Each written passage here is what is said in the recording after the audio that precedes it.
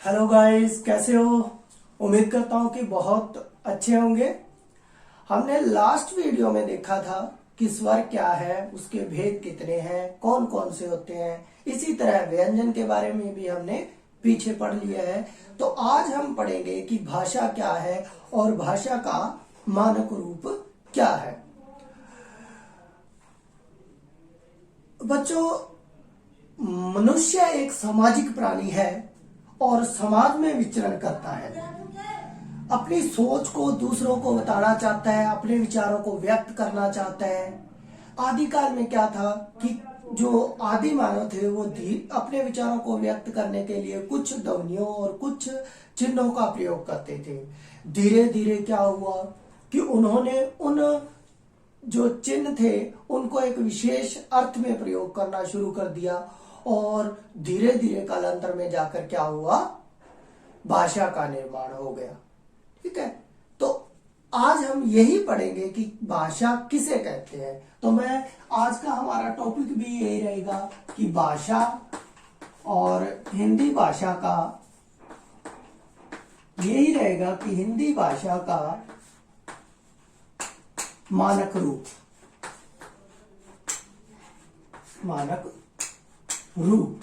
ठीक है, हिंदी भाषा का मानक। अब हमारे पास पहला ही क्वेश्चन ये निकल के आता है कि भाषा क्या है। जैसे मैंने पहले बता दिया था, तो आप इसको साथ के साथ नोट करते जाएं। तो लिखिए कि भाषा क्या है। सिंपल या साधारण शब्दों में हम ये कह सकते हैं कि भाषा वह साधन है, भाषा वह साधन है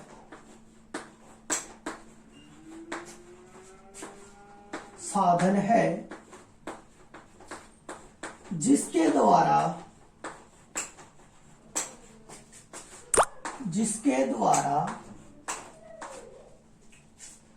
मनुष्य अपने विचारों का, जिसके द्वारा मनुष्य या फिर मानव लिख सकते हो, मानव अपने विचारों का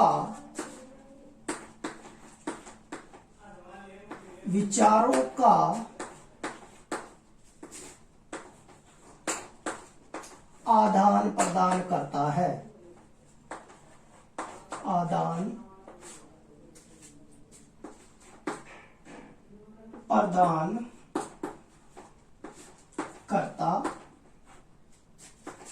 है। कहने का भाव क्या है कि जब मनुष्य के मन में कुछ विचार आए तो उसने उनको व्यक्त किया और फिर उन्हीं विचारों को दूसरे ने व्यक्त किया, तो ऐसे ही धीरे धीरे क्या हुआ, भाषा का निर्माण हुआ। परिभाषा की बात करें तो हम क्या पढ़ेंगे कि भाषा वह साधन है जिसके द्वारा मानव अपने विचारों का आदान प्रदान करता है। समझा गई? तो इसके बाद में हम लोग पढ़ेंगे, भाषा के बाद में हम पढ़ेंगे कि भाषा के रूप क्या कौन कौन से हैं। ठीक है, भाषा के मूल रूप दो हैं, यहां लिख दो। भाषा के रूप दो है। दो रूप कौन कौन से होंगे? एक तो होगा मौखिक रूप और दूसरा होगा लिखित रूप। ठीक है, लिखित रूप। अब क्या है कि मौखिक रूप क्या होगा? मौखिक का मतलब होता है कि जब हम किसी चीज को बोलकर व्यक्त करते हैं तो उस रूप को हम लोग क्या बोलेंगे, मौखिक रूप। और जिन भाषा में जिनको हम लोग लिखकर व्यक्त करते हैं उनको हम क्या बोलते हैं, लिखित रूप। ठीक है, तो आइए पहले देख लेते हैं मौखिक रूप।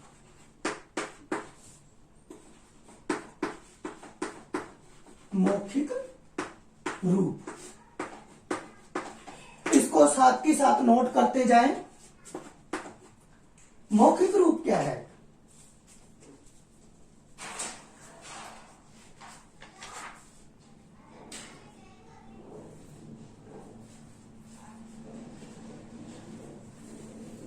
मौखिक रूप क्या है बच्चों, बताइए।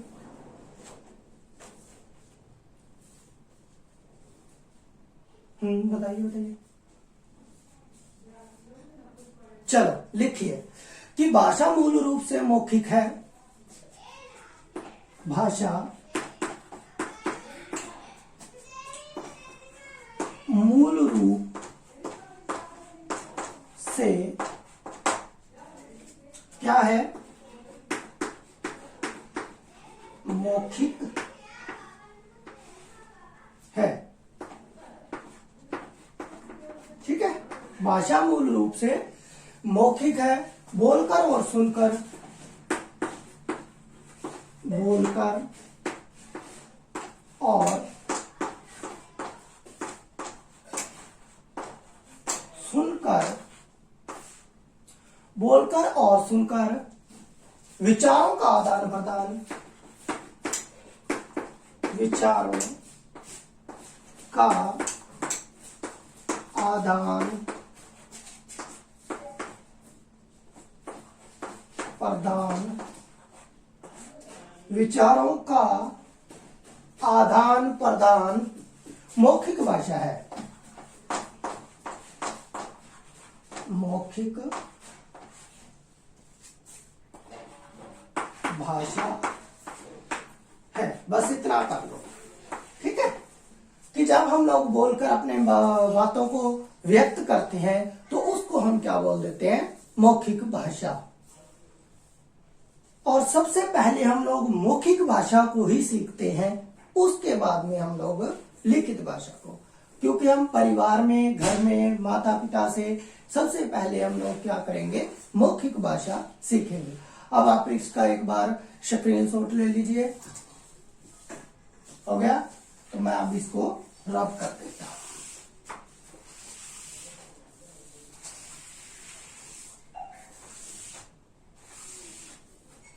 अब क्या दूसरा रूप हमारे पास कौन सा है, लिखित रूप। दूसरा कौन सा है मेरे पास, लिखित रूप।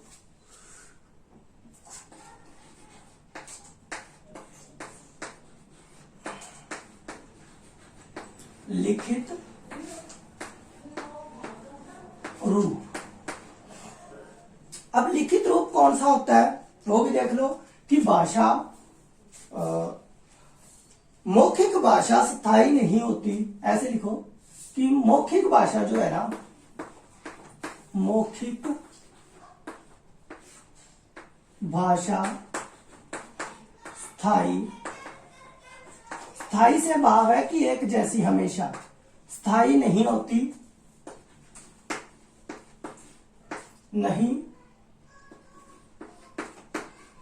होती, समय समय पर नहीं होती, अर्थात ऐसे लिख लो, अर्थात समय समय पर, समय समय पर,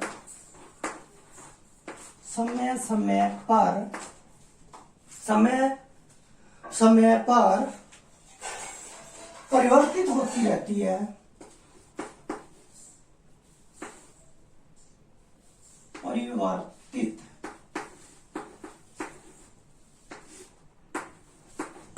होती रहती है, रहती है, होती रहती है। इसलिए लिखित भाषा का जन्म हुआ। ठीक है, होती रहती है, इसलिए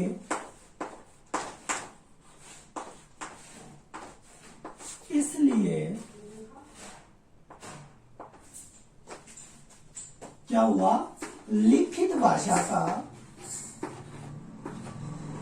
लिखित भाषा का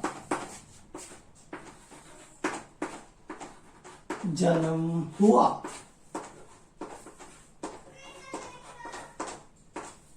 ठीक है, लिखित भाषा का जन्म हुआ। उसके बाद में क्या लिखेंगे हम लोग कि लिखकर और पढ़कर अपने भावों और विचारों, लिखकर और पढ़कर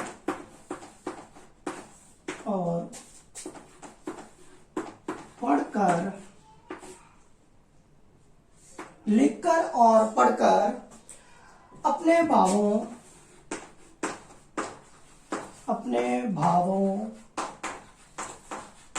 लिखकर और पढ़कर अपने भावों लिखकर और पढ़कर अपने भावों और विचारों का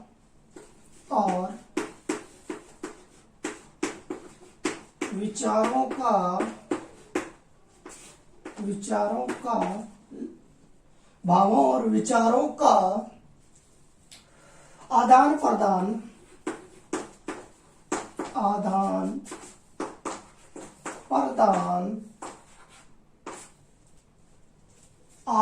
प्रदान करना लिखित भाषा है। आदान प्रदान करना लिखित भाषा है। लिखित भाषा है, समझाई? इसे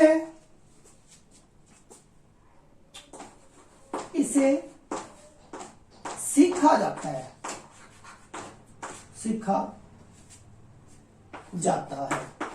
हिंदी, इंग्लिश, उर्दू, मराठी, सारी भाषाओं को हम क्या कर सकते हैं?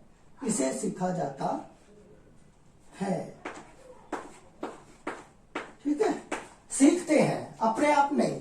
लेकिन मौखिक भाषा क्या होती है? जिसे हम लोग परिवार में सीख लेते हैं। ठीक है, अपने आप आ जाता है। लेकिन ये भाषाएं हमें सीखनी पड़ती है, जो लिखित भाषा है। ठीक है, एक बार फिर से देख लो कि लिखित रूप क्या है कि मौखिक भाषा स्थायी नहीं होती।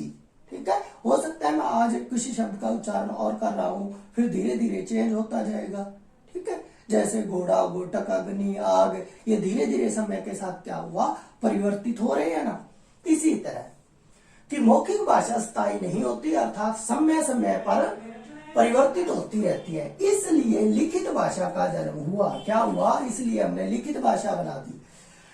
लिखित और हुआ लिखकर और पढ़कर अपने भावों और विचारों का आदान प्रदान करना लिखित भाषा है। इसे सीखा जाता है। इतनी बात क्लियर है? तो इसका एक स्क्रीनशॉट ले लो एक बार, फिर मैं रब कर देता हूं। हो गया? चलो अब देखो इसके बाद में क्या है।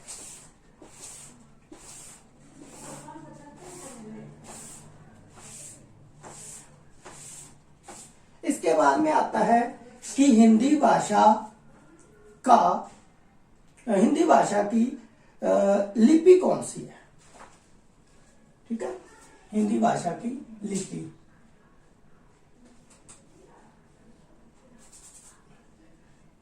लिपि लिख दो, लिपि। ठीक है, अब लिपि क्या है यहां लिख देता हूं पूरा कि हिंदी भाषा की लिपि, हिंदी भाषा की लिपि देवनागरी है। ठीक है, क्वेश्चन क्या बनेगा कि हिंदी भाषा की लिपि क्या है? तो हिंदी भाषा की लिपि देवनागरी है। ठीक है, इससे पहले मैं आपको एक छोटा सा और बता देता हूं कि बोली और भाषा में क्या अंतर है। ठीक है, अगर मैं यहां पर रख लेता हूं, कुछ बच्चों का ये डाउट रहता है कि बोली और भाषा क्या है, तो पहले वो थोड़ा सा देख लीजिए, फिर उसके बाद में नेक्स्ट क्वेश्चन कि भाषा क्या है और बोली क्या है।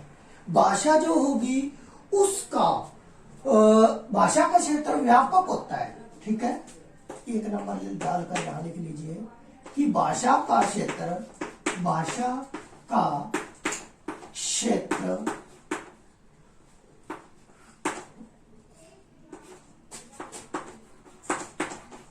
व्यापक होता है। अब व्यापक क्या होता है? व्यापक का अर्थ है बहुत बड़ा। ठीक है, और यहां लिखिए बोली का क्षेत्र, बोली का क्षेत्र सीमित होता है। सीमित जय छोटा, ठीक है। सीमित का अर्थ क्या है? छोटा। सीमित होता है। क्लियर? इतनी बात क्लियर है। आगे देखो फिर 2 नंबर पर कि भाषा का साहित्यिक रूप, भाषा का साहित्यिक रूप होता है, भाषा का साहित्य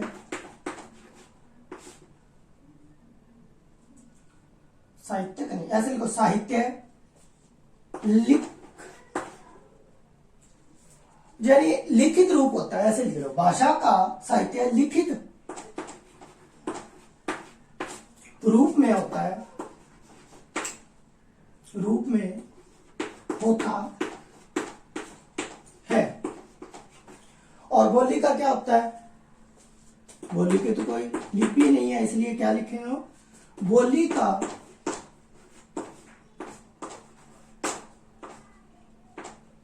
का मौखिक। मौखिक क्या है? जो केवल बोलकर, मौखिक रूप कौन सा है? केवल बोलकर। कि बोली का मौखिक रूप होता है,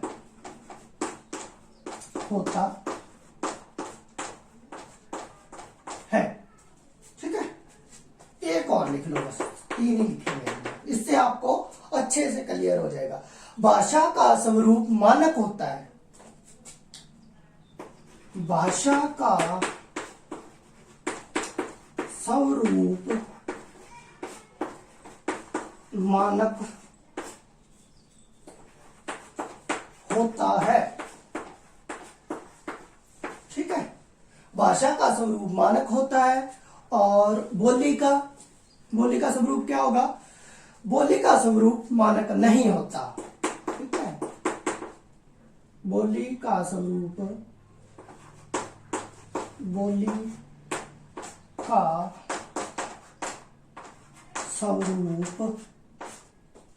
मानक नहीं होता है, ठीक है। इतनी बात क्लियर? चलिए अब इसका स्क्रीनशॉट ले लीजिए, रब कर दें। अब इसके बाद में हमारे पास आता है कि हिंदी भाषा को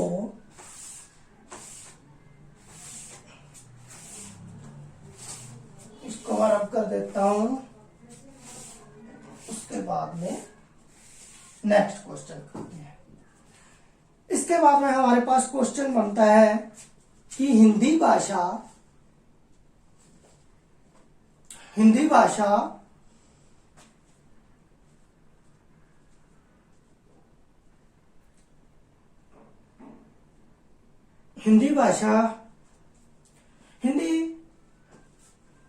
भाषा को राजभाषा का दर्जा कब मिला, ठीक है। ऐसे क्वेश्चन बना सकते हो आप। जय मैं यहां लिख देता हूं हिंदी राजभाषा।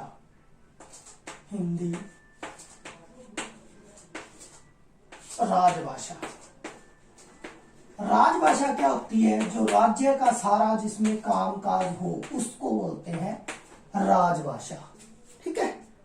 तो लिखिए कि भारत की राजभाषा हिंदी, भारत की राजभाषा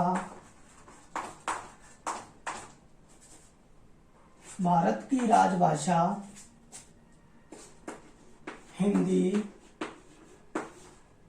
भारत की राजभाषा हिंदी है, ठीक है। इसे संविधान,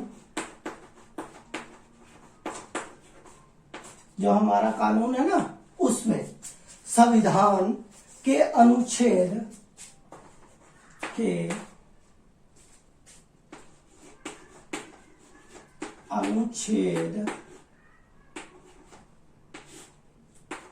1943 के तहत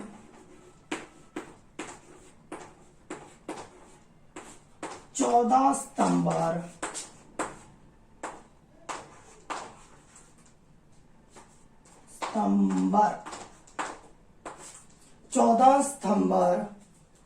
1949 ईस्वी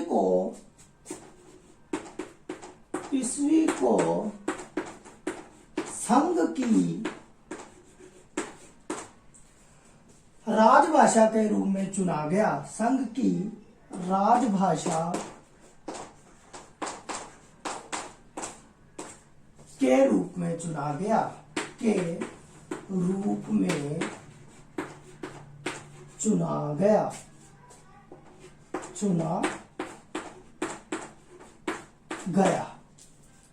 ठीक है,